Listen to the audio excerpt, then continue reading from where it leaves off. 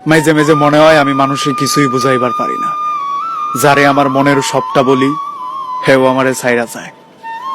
যারে দিল দিয়া ভালোবাসি, হ্যাঁ দিলে ব্যথা দেয়।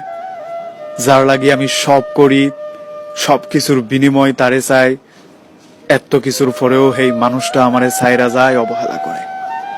আসলে দুনিয়াটা অদ্ভুত। সময় ফুরাইলে আমাদের হয়তো অনেক কিছু পূরণ হয়ে যায়। চাকরির অভাবে যে মানুষটা আমগরে ছাইরা যায়, চাকরিটা একদিন ঠিকই হয়ে যায়।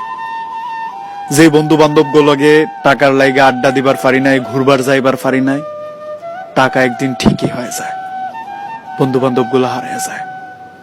দুনিয়ায় মানুষ আসলে আজীব রহমে, তাহার পিছনে ঘুইরা আয়ু শেষ করে। আয়ু কইমা আসলে টাকা হয়ে যায়, এই টাকা দিয়া তখন কিচ্ছু করা যায় না।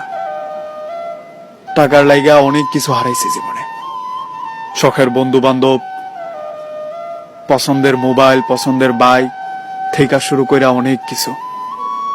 সুন্দর সময়গুলাও উপভোগ করবার পারি নাই।